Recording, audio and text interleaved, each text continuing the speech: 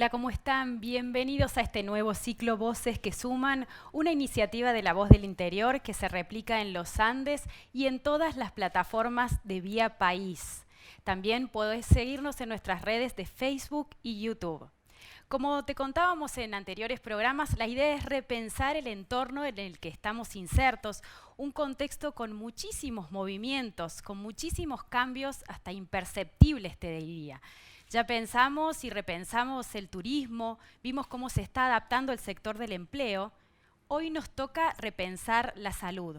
¿Y qué hablamos cuando hablamos de salud? Bueno, tenemos diversos aspectos, el individual, el general, el colectivo, el emocional. Algo que sin dudas, a partir de esta crisis social sin precedentes, ha cobrado una dimensión especial.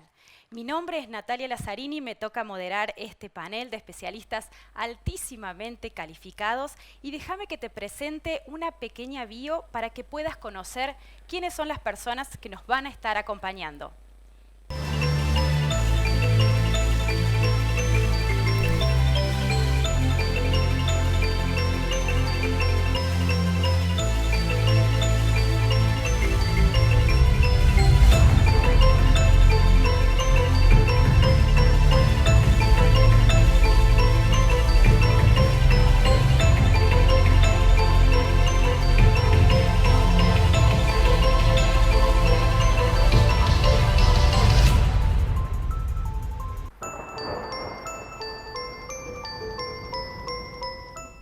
Osvaldo Artaza Barrios es decano de la Facultad de Salud de la Universidad de las Américas en Chile. Médico pediatra, magíster en Administración en Salud, fue ministro de Salud de Chile y ha sido consultor de la Organización Panamericana de la Salud. Es decano de la Facultad de Salud y Ciencias Sociales de la Universidad de las Américas en Chile. Silvia Ventolila es directora nacional de Salud Mental. Médica especialista en psiquiatría y psicología médica, integra el equipo regional de respuesta frente a emergencias sanitarias de las organizaciones Mundial y Panamericana de la Salud. Magíster en gestión de servicios de la salud mental y docente en universidades nacionales y extranjeras. También es consultora de organismos de ayuda humanitaria. Enrique Orchansky es médico pediatra egresado de la Universidad Nacional de Córdoba. Completó sus estudios de posgrado en España y Estados Unidos y ejerció la especialidad de neonatología. Desde hace 30 años atiende pacientes ambulatorios. Docente universitario y columnista sobre temas de familias e infancias en La Voz del Interior y en otros medios. Andrés Peñalosa es el director médico del Sanatorio del Salvador. Doctor en medicina y cirugía, especialista en medicina interna y en terapia intensiva. Es experto en nutrición, obesidad y diabetes. También es docente universitario y presidente de la Sociedad de Terapia Intensiva de Córdoba. Integra el Comité de Expertos en Asesoría por Pandemia de COVID que asiste al Ministerio de Salud de Córdoba. Coordina el proyecto Sepsis Latinoamericano para Argentina. Pablo Carena es gerente médico del Grupo Novis, médico cirujano, especialista en cirugía general y docente universitario. Integró el Consejo Directivo de la Facultad de Ciencias Médicas de la Universidad Nacional de Córdoba y participó en la administración de la Unidad de Gestión Hospital Nacional de Clínicas Convenio PAMI. Director médico de la Clínica de la Concepción y Cerro Privado Salud.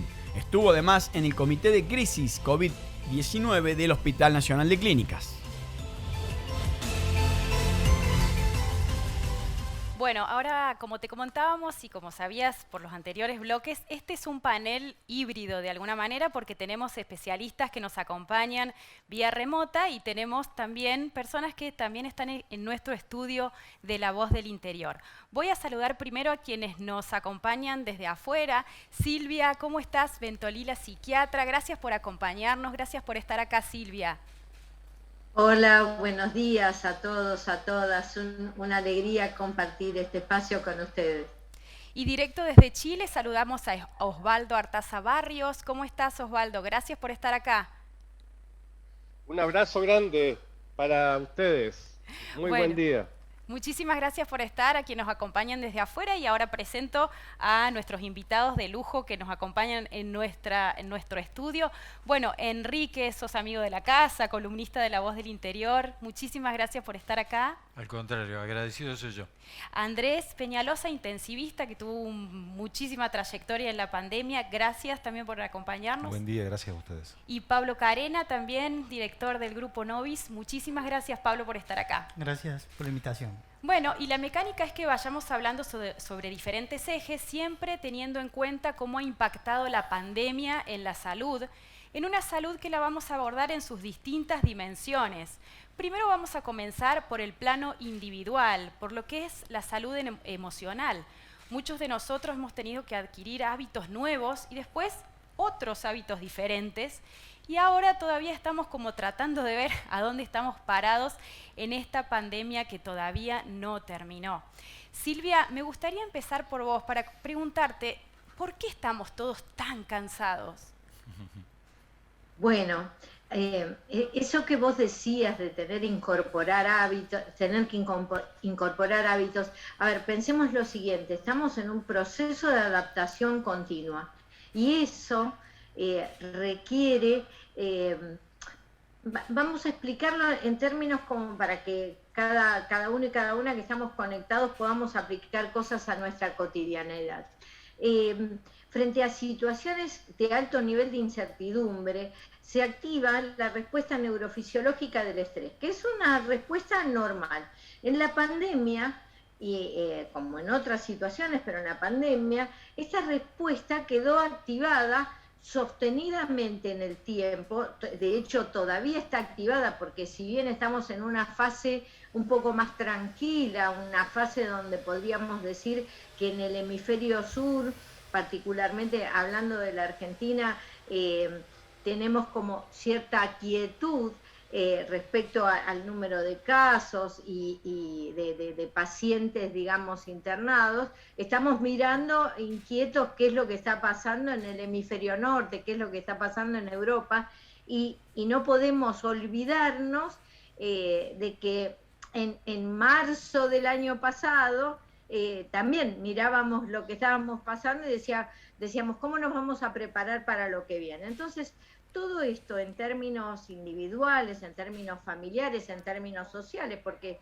finalmente la sociedad está también compuesta por personas, por familias, por grupos, por pequeñas comunidades, ha requerido un gran esfuerzo de adaptación. Y ese esfuerzo de adaptación es a expensas de una respuesta neurofisiológica que finalmente produce ese cansancio. Queda el hiperalerta muchas veces activado, por eso además de cansados, estamos irritados, enojones, molestos, nos cuesta dormir, discutimos más, nos cuesta concentrarnos.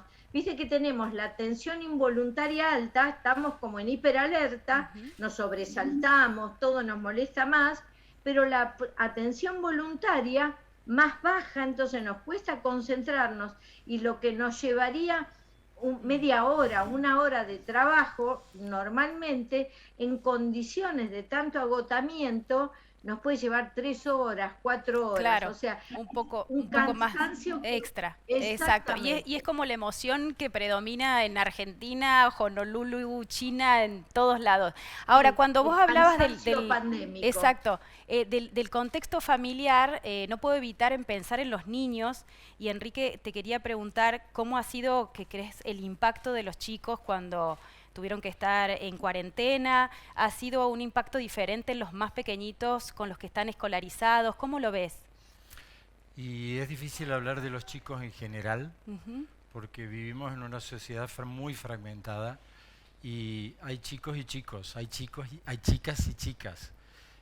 Hay una gran parte de la población muy carente, muy desprotegida, que ha sufrido muchísimo, porque no solamente carece de lo básico para su cuidado general y para su crianza, sino que perdió el contacto con el único ordenador social que disponemos, que es la escuela. Quedaron desconectados, porque es muy difícil estar en una conexión sostenida para mucha gente. Para los que sí pudieron estar conectados, para los que comen todos los días, para los que se tapan, se abrigan, están a resguardo, ha sido muy distinto. La primera etapa fue de gran alegría. Volvían a recuperar su familia, sus padres en casa. Tengo a mi mamá y a mi papá en casa. Y los más chiquititos estaban contentos, se metieron a la cama de los padres, volvieron al desorden natural que estaban esperando. Después vino el cansancio, después empezaron a aparecer los síntomas de sobreadaptación. Ajá. ¿Cómo es eso, Enrique? Y empezaron a aparecer tics, Sí. pesadillas, trastornos, movimientos estereotipados. Y ahí ocurrió un fenómeno que hay que comentar. Hay mucha gente que habló de enfermedades, de depresión, de patología. En realidad fue la reacción natural y sana de los chicos al encierro, al principio muy, muy severo y después un poquito más amplio. Y la verdad es que por suerte la mayoría de las manifestaciones han sido reversibles, con lo cual asumimos que fue una reacción sana, natural. Claro, esto de estar diagnosticando o poniendo títulos a los niños tan pequeños, bueno, sabemos que también tiene sus limitaciones y sus riesgos. Y cuando vos hablabas también de la familia y que cómo se modificó el contexto, también pensaba en vos, Andrés, en el sentido de muchos nos preguntábamos cómo lidiaban los médicos que estaban en la trinchera con el estrés, con altísimas cargas de estrés, cómo se organizaron con su familia, ¿cómo fue tu caso? ¿Tenías alguna terapia o algo para un cable a tierra y de alguna manera relajar? Sí, en algún momento lo hemos hablado en otras oportunidades. Son dos contextos totalmente distintos. En el ámbito de la salud, primero que la pandemia ha puesto en evidencia el valor impalpable de algo tan sagrado que es la salud. Entonces, esto nos ha puesto en igualdad de situaciones a todos. El que más poder adquisitivo tiene, hasta el que menos, tenía en riesgo su vida porque el virus afectaba a todos. Algunos en mayor o menor medida, pero muy poca diferencia. Hemos visto pasar por las terapias y por las instituciones de salud a personas con mucho poder adquisitivo y otros con muy bajo poder adquisitivo y hemos ido ver partir de la misma manera a las mismas personas. Y hemos tenido que trabajar con familiares en el ámbito de la salud, en donde de pronto cualquiera de nosotros encontrábamos que entregábamos un familiar y que no sabíamos si lo íbamos a volver a ver. A quien le habrá tocado padecer algún familiar, que a todos nos ha tocado de cerca, es algo sumamente catastrófico, doloroso, es decir, manejarte con un informe telefónico, y eso ha sido uno de los desafíos que nosotros en el Sanatorio del Salvador hemos tratado de romper, a través, por supuesto, de evidencia y demás, es decir, cómo humanizamos esta situación que es como les digo, de pronto mañana tu mamá, último rostro a que tu veía tío decir, era el... che, Sí. lo dejo con una situación de enfermedad y estoy supeditado a un informe telefónico con las dificultades. Hablamos en 3 estados. El momento inicial de la cuarentena extrema, en donde ningún familiar podía acercarse, digamos, estaba en cuarentena estricta, nadie se podía mover de su casa. Después había una liberación parcial, pero no podían acudir por las limitaciones de la contagiosidad, contacto estrecho y demás. Y después ya hemos tomado confianza y bueno, nosotros en el Sanatorio de Salvador le ofrecíamos un kit de protección a los familiares para que puedan acceder con todos los equipos de protección a ver a su familiar. Quizás se lo llevaban a su casa y quizás no. Claro. Y a veces hemos tenido que decirles que no iban a salir. Eso es una situación sumamente dolorosa. Y después, bueno, el tema de lo personal, de cómo manejábamos nosotros el tema del estrés. Del estrés. Teníamos 2 situaciones más. Voy a tratar de hacer corto. Uno es el personal de cómo manejamos la situación con nuestra familia, quien nos infectamos. Y por otro lado, la situación de cómo nos mantenemos con la firmeza y objetividad y no impartir la subjetividad de la emoción en la toma de decisiones. Claro. Entonces, en lo personal, digamos, nos aferramos a lo deportivo y desde el Sanatorio de Salvador contratamos una empresa que está incluida por deportistas de alto rendimiento, psicólogos dedicados a esto, para entrenar a nuestra gente. Y recientemente hemos podido habilitar un área, un espacio en el sanatorio de deporte. Claro. el y deporte rehabilitación. como catalizador, Como de catalizador energía de está la genial. energía, exactamente. Y Osvaldo, en el caso de tu perspectiva, ¿cómo crees que impactó desde lo emocional esta pandemia? ¿La gente allá cómo lo vivió? Bueno, tuvieron en el caso de ustedes una cuarentena un poco más estricta que duró hasta julio, si mal no recuerdo, y que también tenían intervención de las Fuerzas Armadas para lograr el cumplimiento, sobre todo de que a la noche nadie circule. ¿Cómo lo vivió la gente a nivel, digamos, emocional? ¿Cómo lo ves? Lo vivimos como ustedes muy bien han señalado, con las consecuencias de la incertidumbre y los cambios de los hábitos y estilos de vida, y esto generó mucha ansiedad, muchos problemas de salud mental. Todavía no hemos dimensionado, pero se nos viene una segunda pandemia. Esta no ha terminado, todavía Ujú. estamos con un brote actualmente en Chile, y pensamos que el 2022 igual vamos a tener ciertos brotes acotados, pero va a estar muy de la mano de que podamos mantener un alto nivel de vacunación y las medidas sanitarias y la trazabilidad desde la atención primaria, pero sabemos ya que hay una brecha por resolver en temas de salud mental que van a implicar una suerte de segunda pandemia, una avalancha de problemas no resueltos en el ámbito de salud mental, para la cual el sistema de salud no está adecuadamente preparado, y eso hay que decirlo con toda sinceridad, y por lo tanto eso va a implicar que se deban fortalecer y reforzar toda la capacidad institucional del sistema de salud chileno, así como de todos nuestros países, para poder enfrentar las necesidades de salud mental de las personas y las Claro. familias. Entonces, eso por el lado de nosotros es la urgencia de cuantificar este problema y de enfrentarlo de Ujú. manera correcta. Sí, no puedo evitar también entrelazar todos los discursos porque en diversas áreas todos están viendo cosas que se unen y esto de no poder dar el último adiós a un familiar, ¿también crees que genera algún tipo de duelo patológico?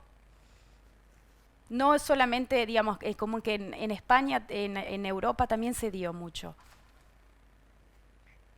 Bueno, por el lado de nuestro país, nosotros tuvimos que hacer una suerte de rito colectivo, Mm, porque estábamos con la sensación de que muchísimas familias piensen que en Chile lo estamos acercando a los 40.000 personas ujú. fallecidas, que para la población chilena, que es prácticamente un tercio que la población argentina, es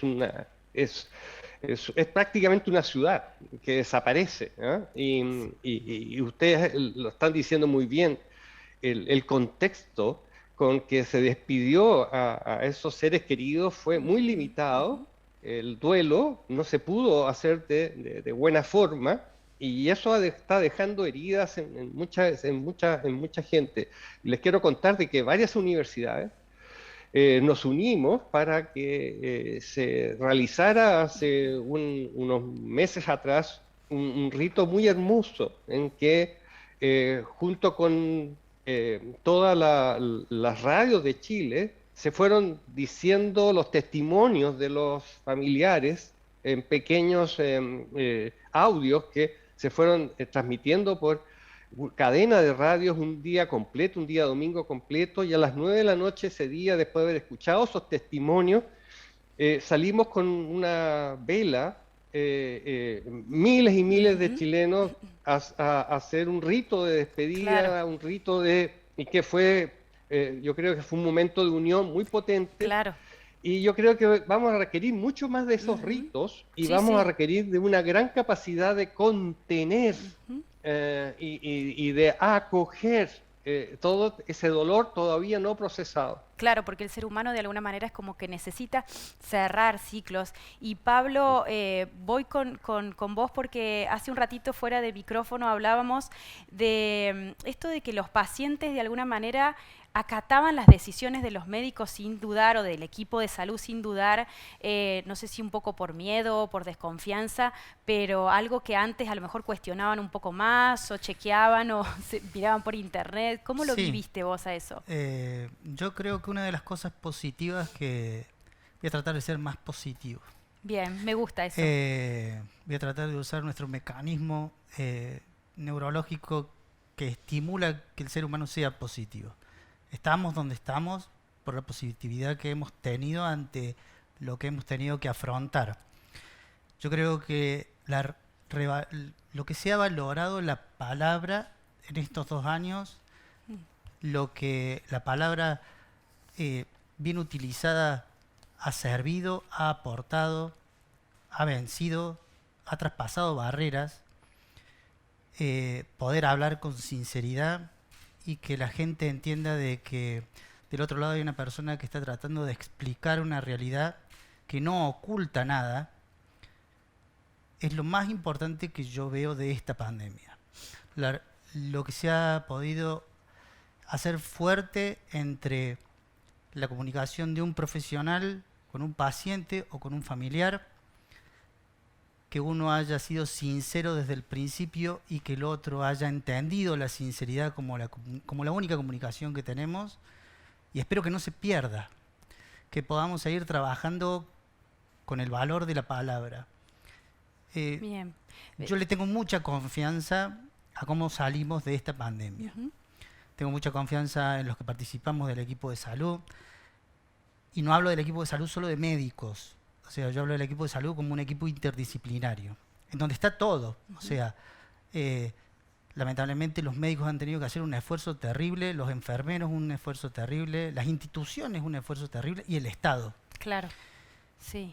Lo que no tenemos que olvidarnos es de los esfuerzos que hicimos. Perfecto. Y justamente me gusta tu perspectiva y me da pie como para hacer un cierre de este bloque. Y Silvia, retomo contacto con vos para preguntarte qué cosas llegaron para quedarse respecto a los hábitos que a lo mejor muchos incorporamos durante la pandemia, estilos de vida más saludables que no queremos perder. ¿En qué fase estamos y qué cosas de ese plano emocional que hemos ganado estaría bueno que continuemos?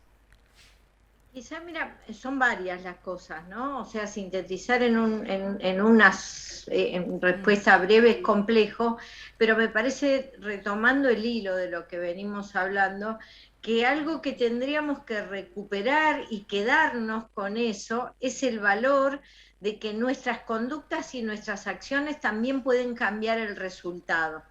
Porque fíjate que hay países que están teniendo repiques porque teniendo disponibilidad de vacunas, la gente no se vacuna. Entonces, es, por ejemplo, importante entender que una conducta proactiva respecto a vacunarse, a completar el esquema de vacunación, puede cambiar el resultado de la pandemia. O sea, que hay acciones individuales, ¿sí?, que cambian el resultado a nivel personal y a nivel colectivo. Creo que esto es algo que en la ética de los cuidados, y como decían recién, el valor de reconocer el cuidado de la salud como un bien primordial, porque muchas veces hasta que no perdemos la salud, nos olvidamos, ¿no?, Sí. de la importancia de la salud, de la Correcto. necesidad de cuidarnos. Sí. Y otra cosa que creo que es muy valioso y que se dijo desde distintas formas, es la importancia de los vínculos, del amor, de la ternura, en términos bien concretos, de estar conectados, de estar comunicados, de acompañarnos, de ayudarnos, de las maneras posibles, porque la virtualidad también es una manera de estar acompañado. Claro. A diferencia de otras pandemias que ocurrieron hace muchos años, hoy tenemos, fíjate que Osvaldo y yo no estamos en Córdoba y estamos en ese momento totalmente conectados con ustedes allí, ¿no? Claro, porque Creo que una de las cosas que citaste que me gusta y lo traigo a cuento para iniciar ya también e introducir el segundo bloque, es que la salud ha cobrado una dimensión muchísimo mayor a partir de esta crisis. Y eso me da pie para hablar de esta segunda parte del ciclo, que tiene que ver con la relación médico-paciente. Vamos a hacer una intervención, te pido, Andrés, si puede ser brevísima, sobre qué cambió entre, digamos, con la pandemia, entre esto de que los pacientes tuvieron otro acercamiento con los profesionales. Sí, verdaderamente creo que esto ha cambiado todo porque se creó una necesidad, no se creó, la pandemia la creó verdaderamente, de la consulta, de consultar por todo. Y verdaderamente lo es por toda la incertidumbre y por toda la información que hay, que no toda la información es verdadera. Y en esto hay una dualidad de alternativas, la presencialidad y la virtualidad. Y como ya mencionaron anteriormente, la virtualidad ha tomado en esta época un rol importante. El desafío nuestro, de los que estamos en salud, es poder asignar verdaderamente la función y lo que uno espera que puede ser útil y hasta qué punto no lo es. Hay situaciones que no pueden ser reemplazadas desde la presencialidad, tanto desde el ámbito de salud mental, hablo con psiquiatras en términos de decir, no, yo prefiero verlos por las expresiones de los pacientes, puedo detectar una serie de cosas, yo no soy psiquiatra, todos lo saben. Obviamente en el ámbito de la terapia intensiva ni hablar, y en el ámbito ambulatorio algunas cuestiones se pueden delegar desde la virtualidad y otras necesariamente no. No. Claramente. Bueno, hasta acá ya te comentamos cómo fue el impacto de la pandemia a nivel individual, te vas con algunos consejitos, también te contamos algo de la relación médico-paciente. Vamos a hacer una brevísima pausa, podés relajarte, prepararte el mate, pero te pido que vuelvas y que sigas conectados en nuestras plataformas de La Voz, Los Andes, Vía País y en nuestras redes de Facebook y YouTube. Lo que viene te va a encantar. Una chica argentina joven que ha creado un sistema, una aplicación para tratar de unir a los pacientes con los profesionales, pero lo hizo de una manera muy ingeniosa. Así que cortamos una brevísima pausa y acá te esperamos.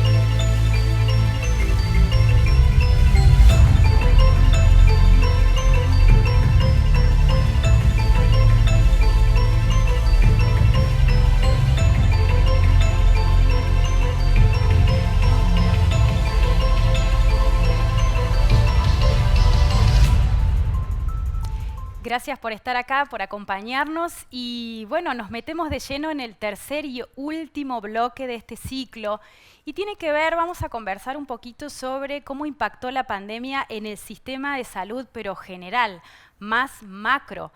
Hablamos de la telemedicina y de las recetas electrónicas, que de alguna manera todas las instituciones de salud más rápido, más lento la venían implementando. Pero ¿qué pasa? Cuando no pudimos salir, de alguna manera todas tuvieron que hacerlas e implementarlas como un poquito más rápido. De esto nos va a hablar Ingrid Brigler, que es una chica nacida, como te decía, en un pueblito de Santa Fe, que creó una app que se llama Llamando al Doctor. Ella es médica, ginecóloga y obstetra. ¿Y qué hizo? lo que hizo fue conectar, pero de una manera más organizada, al paciente con su profesional. Vieron que muchas veces, a mí me pasa, suelo mandar mensajes de WhatsApp a, sobre todo a mi pediatra de cabecera de mis hijos, y preguntarle cosas en horarios que a lo mejor no son muy prudentes. Bueno, hay algunos médicos que contestan de buena manera y otros con muchísima razón son un poco reacios a hacerlo porque lógicamente tienen su vida privada. Ingrid lo que hizo fue crear una app y organizar un poquito la relación del médico con su paciente. Ella nos va a comentar y a hablar sobre telemedicina y sobre esta aplicación. Yo soy médica ginecóloga y obstetra, y lo que me di cuenta es que los pacientes querían hablar con médicos por fuera del horario del consultorio. Y así fue como hace 5 años fundé Llamando al Doctor, que es una empresa de telemedicina que conecta médicos y pacientes por videollamadas las 24 horas del día. Nosotros, previo a la pandemia, éramos evangelizadores del uso de la tecnología en el área de la salud. Teníamos que convencer a nuestros clientes, convencer a las obras sociales, convencer a los médicos, a los pacientes de que la telemedicina era una herramienta más, ¿no? Y cuando no tuvieron otra posibilidad más que hablar con el médico a través de una videollamada, ahí fue cuando se validó y cuando todos confirmamos que la telemedicina es útil y es un complemento más al sistema de salud. Atendimos a 2 millones de pacientes, imagínate cuánto que ayudamos. Y eso fue un pico muy significativo cuando vino la pandemia. Ahora hay una estabilización en esas consultas, o sea, no hay tantas consultas por coronavirus, por suerte, pero no se volvió al valor inicial de las consultas prepandemia. Entonces yo creo que muchos pacientes van a elegir atenderse por telemedicina cuando son casos simples los que tienen o consultas simples de salud. En la telemedicina nunca va a formar parte para mí las consultas de urgencias, emergencias, ¿sí? Consultas graves donde está en riesgo la vida del paciente. Todos los datos relacionados a la salud son datos sensibles, entonces por eso promovemos justamente el uso de plataformas como Llamando al Doctor para usar telemedicina, ¿sí? Si bien vos podés llamar a tu médico por WhatsApp y también es una consulta de telemedicina, no es lo suficientemente segura ni para el médico ni para el paciente. Entonces toda la privacidad de datos y el manejo de los datos sensibles, que son los datos relacionados con la salud de uno, tienen que estar muy, muy bien cuidados, y eso siempre fue una de nuestras prioridades, sí. Muy bien, esto ahora sí nos da pie para hablar sobre el último bloque y el último tema de este ciclo, que es el desafío que tuvo el sistema de salud. Yo creo que una de las cosas que puso de manifiesto esta pandemia es la importancia del primer nivel de atención. Y uno de los reflejos más contundentes es el tema de las coberturas de vacunación. Cómo descendieron el año pasado el porcentaje de los niños y niñas que tenían que colocarse las dosis obligatorias del calendario. Mira.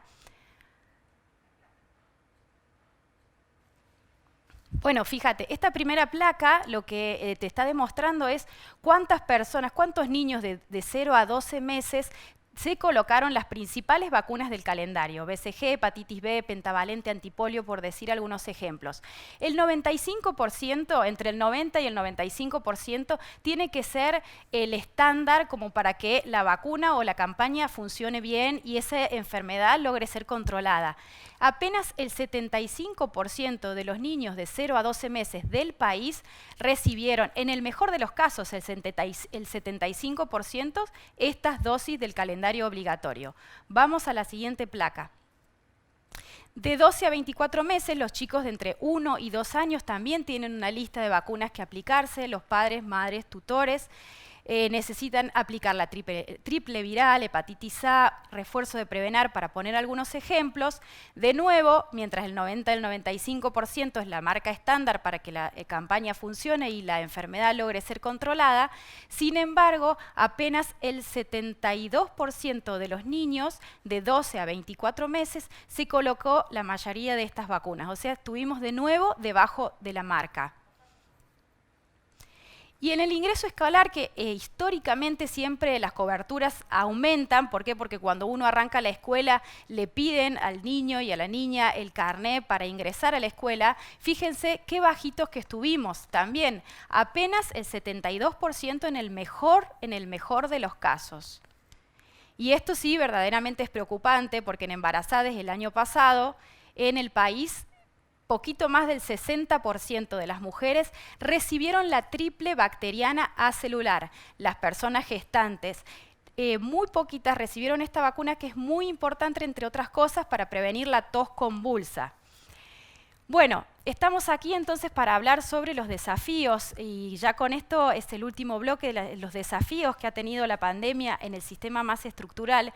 Y Enrique, te miro porque sé que también estás preocupado por el tema de los descensos en los niveles de cobertura. ¿Qué significan estos números? ¿Cómo podemos remontarlo? Es curioso porque esto se debió directamente a un miedo de acercarse a los centros de salud por miedo a contagios. Esto empezó en el cierre duro y fue aflojando. Y realmente tenemos que recuperar esto porque no hay que olvidarse que en el medio de la tragedia pandémica hubo una epidemia de salud infantil. Esto de desagregar a los chicos, de no tener escolaridad presencial en la primera etapa, de tener menos actividad social, los mantuvo sanos. Y no hubo brotes de IRAP, por ejemplo, no hubo brote de infecciones respiratorias agudas el año pasado. Fue la primera vez, al menos en mi experiencia, en 40 años, que yo veo que las terapias intensivas infantiles estuvieron vacías por un año y no perdimos chicos. Por primera vez, fue una cosa que nunca antes se había visto. Exacto. Ahora, fíjate cómo están volviendo los pacientes que el año pasado no se controlaron. Pablo, te miro para preguntarte si ustedes están viendo de vuelta en los consultorios o en los sistemas de salud que está viniendo toda esta demanda contenida, los pacientes que el año pasado no se pudieron atender. ¿Qué estás viendo? Yo tengo dos comentarios para hacer. Uno, bueno, nosotros tenemos la posibilidad de manejar mucha información. Por supuesto, manejar esa información siempre tiene que tener un bien positivo. Esto que vieron ustedes en las placas con las vacunas, nosotros los vimos y tuvimos la posibilidad de abrir vacunatorios en los centros propios. Esto hizo que pudiéramos hacer campañas internas porque veíamos que nosotros tenemos una franja etaria joven de pacientes, de niños, su estructura familiar es una estructura familiar grande y joven y niños escolares. Y veíamos lo que ustedes pusieron. Tuvimos una fuerte campaña de vacunación, tuvimos aceptación, porque le dimos la seguridad de poder movilizarse a lugares que eran, de cierta forma, lugares seguros para ellos. Y lo que vemos ahora es que estamos saturados nuevamente. Antes nosotros estimulábamos a través de la posibilidad que tenemos y ahora lo que vemos es que estamos saturados nuevamente por la demanda de lo que no se pudo hacer, que nosotros no habíamos podido leer en esta información que digo que podemos nosotros obtener sobre cómo se mueve nuestra masa de afiliados, porque es la evaluación que nosotros hacemos, la posibilidad de salud que tenemos para ellos, y hoy estamos nuevamente saturados de demanda de salud. Por suerte, por controles. Ah, bien. No ven tanto por suerte, por controles. Pacientes con problemas de corazón que vienen graves, oncológicos. Lo que hemos visto mucho en estos últimos 4 meses, porque es la verdad, el movimiento en realidad se ha reactivado por patologías no asociadas a enfermedades febriles en estos últimos 4 meses, son muchos pacientes oncológicos graves, patologías poco frecuentes y muy evolucionados. Bien. Y ahora, fíjate, cuando hablábamos y mostrábamos también las estadísticas de las coberturas de vacunación, comenzábamos diciéndote la importancia del primer nivel de atención. Osvaldo, ¿vos crees que la pandemia puso de manifiesto cuán importante es tener agentes de salud comunitario que vayan a los lugares, que de alguna manera controlen los carnés, controlen si alguien tiene algún síntoma o no? ¿Crees que la pandemia puso de alguna manera de manifiesto esto y si los países de Latinoamérica de alguna manera debilitamos esa estructura? Totalmente estás diciendo algo esencial. La atención primaria fue clave en el manejo de la pandemia, porque las 3 estrategias más importantes son estrategias que se desarrollan en los territorios, con las comunidades. ¿Cuáles son esas estrategias? Primero era identificar, trazar, testear, para poder aislar a las personas con casos activos, lo que se llama trazabilidad. Y eso se hace justamente, no se hace en los hospitales, se hace en las comunidades. La segunda gran estrategia es la vacunación. O sea, los países que han logrado niveles de vacunación más amplios son los que están teniendo mejores momentos ahora. Y la tercera gran estrategia es la educación a la población para que utilice las medidas sanitarias de manera correcta, el uso de la mascarilla, el evitar las aglomeraciones, el lavado frecuente de manos, todo lo que ya sabemos. Y fíjense, esas 3 medidas son las esenciales, y los que lo han hecho mejor son los que han tenido los mejores resultados en términos de menor mortalidad por millón de habitantes, y por lo tanto, si uno dice, mire, la estrategia es colocar muchos ventiladores mecánicos y muchos intensivistas, eso es una estrategia totalmente errada, que va, digamos, coloca como, en Chile tenemos un dicho que dice, colocar la carreta delante de los bueyes, o sea, es hacer las cosas al revés. O sea, lo lógico es anticiparse y evitar el daño, y eso la pandemia lo puso muy de manifiesto. Fíjese que el gran problema que tienen de salud que tenemos en América Latina, Chile y Argentina, así como otros países de América Latina, son las personas con padecimientos metabólicos, así como salud mental, los padecimientos metabólicos, que son problemas crónicos. ¿Y dónde se resuelven esos temas? Se resuelven en la atención primaria. Si la atención primaria es débil, ¿qué es lo que vamos a tener? Personas con diabetes descompensadas, que van a requerir de hospitalizaciones para amputarse una extremidad, o para conectarse a diálisis, o para tratamientos oftalmológicos muy caros, cuando esas personas se podrían haber estabilizado y haber hecho la prevención cerca Claro. de su hábitat, donde viven, y eso con la hipertensión, y puedo dar muchísimos ejemplos. Sí. Y desgraciadamente América Latina todavía no ha puesto el énfasis, la inversión que debe colocar en el primer nivel de atención. Justamente eso te quería consultar, y la quiero sumar a Silvia al debate, porque cuando hablamos de primer nivel de atención estamos hablando de prevención, lo que nosotros conocemos como dispensarios. Pero bueno, cuando la gente no pudo salir y se le pedía a muchas personas mantener la distancia, y muchos de ellos por cuestiones de vivienda o sociales no podían hacerlo, se hizo muy importante que la gente de salud vaya al lugar. Silvia, con toda tu experiencia en manejo de catástrofes, ¿cómo crees que debería haberse gestionado esto? Armar carpas en los barrios, salir, vacunar a las personas mientras están en el auto. Digamos, el concepto es no esperar que la montaña que Mahoma vaya a la montaña, es el concepto, ¿no?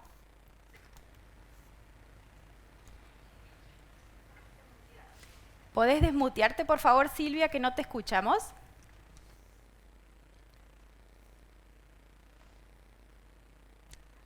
Hacelo tranquila, ya volvemos con vos. Osvaldo, ¿qué pensás de esto? ¿Se han formado carpas en Chile?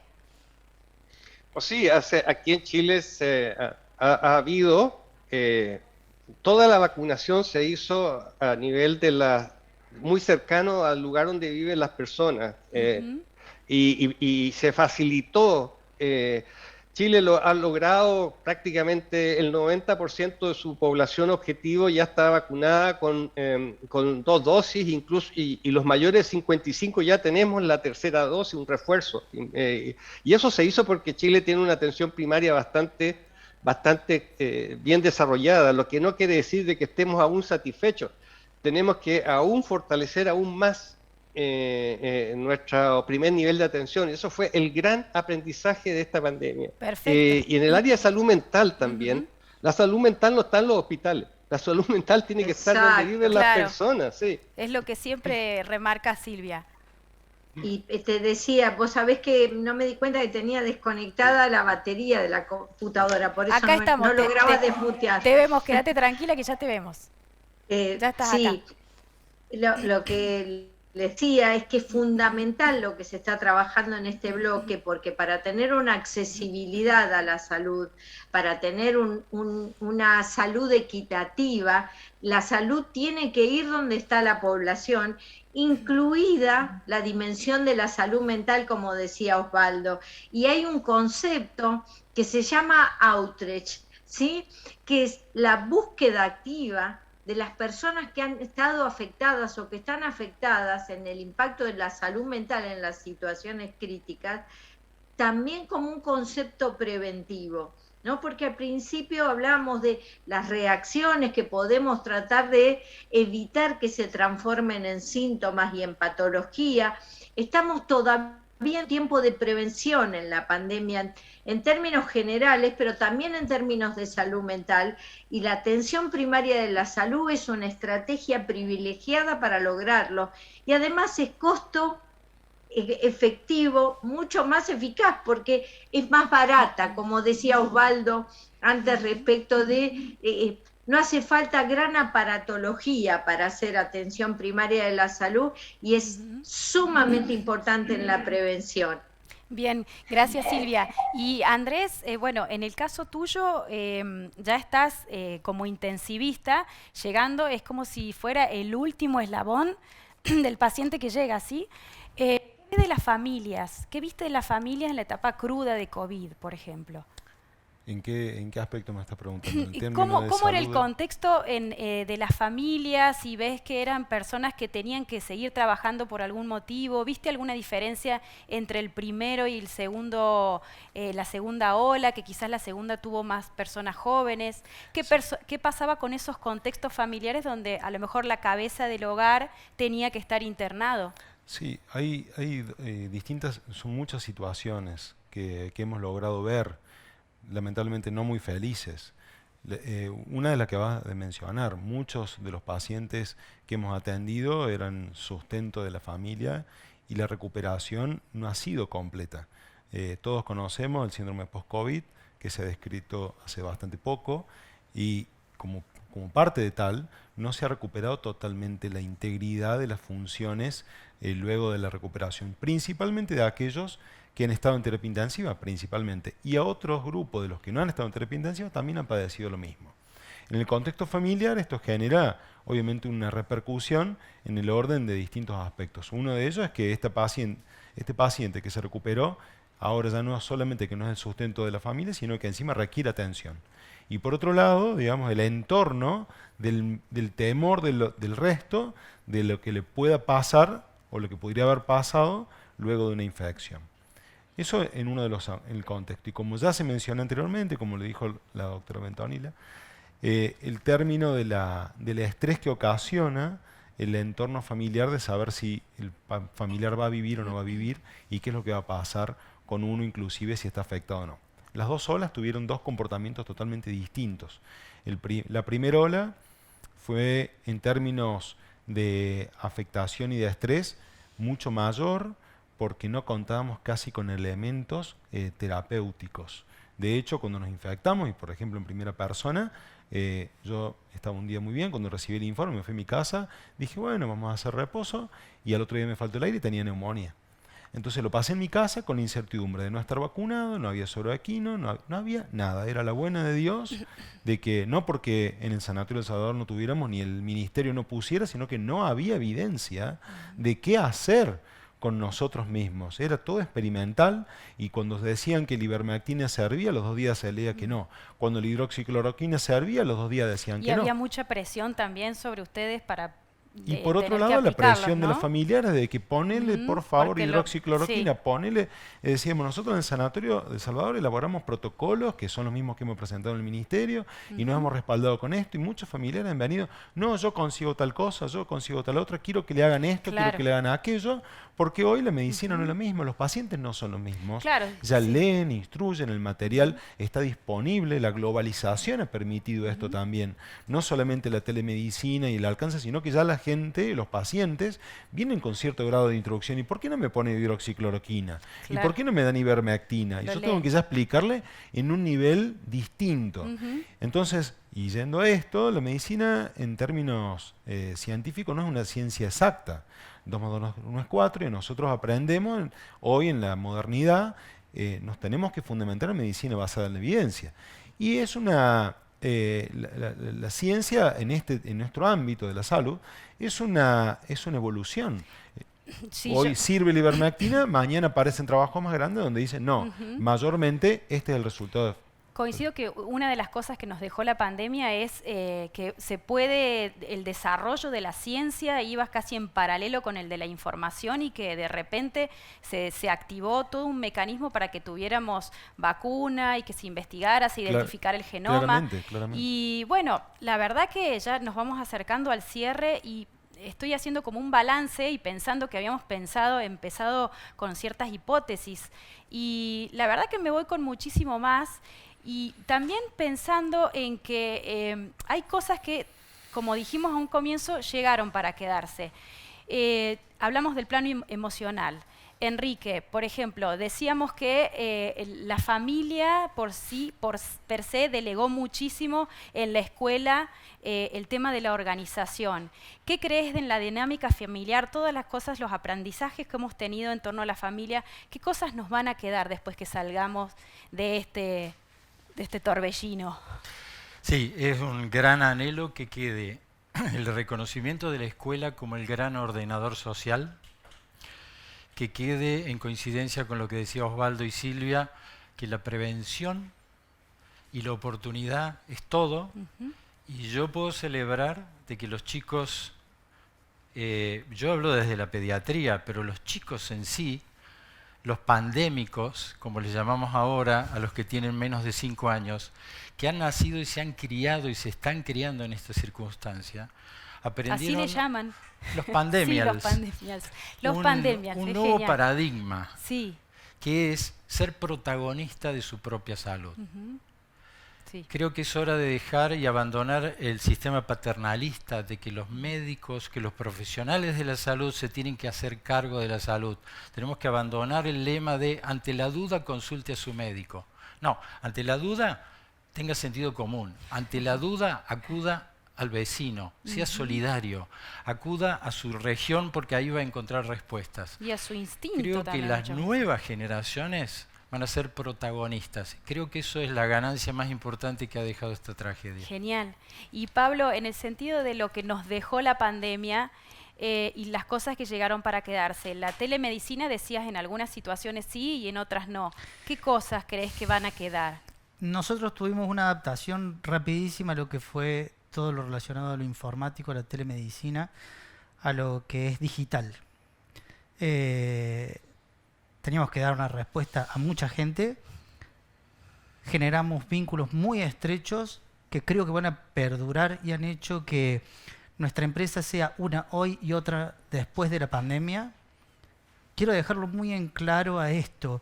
La relación entre todos los intervinientes de este sistema tan fragmentado que tiene la salud se han fortalecido en sus relaciones íntimas, es decir, prestadores, financiadores, usuarios, todos han salido beneficiados en la nueva relación que existe entre ellos. Yo tengo un solo miedo. A ver, contame. Que, hasta hace un tiempo hablábamos de COVID y no COVID. Había estaba todo Las dividido. áreas estaban diferenciadas, COVID, no COVID. lógicamente, para Y tengo para miedo minimizar de que entremos en la diferenciación vacunados, no vacunados. Ese es el único miedo que tengo yo. Bien. Relacionado a lo que nos queda por delante. Esperemos que no sea así. Bueno, hasta acá te hicimos un repaso de todas las dimensiones de salud, la repensamos. Esperamos que te hayas ido con unas ideas, que las hayas apuntado. Te agradezco por haber permanecido ahí. Les agradezco infinitamente a todos los expositores y especialistas que nos acompañaron, ya sea en nuestro estudio como en forma remota. Te doy un abrazo porque te veo ahí muy grande. Gracias Osvaldo, Silvia, Andrés, muchísimas gracias a todos. Y bueno, ¿qué más poder decirte? Que esto continúa, no termina acá. Vamos a planificar un nuevo ciclo de Voces que Suman con el tema sustentabilidad en todas nuestras plataformas de La Voz, Los Andes, Vía País y nuestras redes de Facebook y YouTube. Muchísimas gracias por habernos acompañado. Espero que te hayas ido con muchas ideas y te esperamos en el próximo ciclo. Gracias.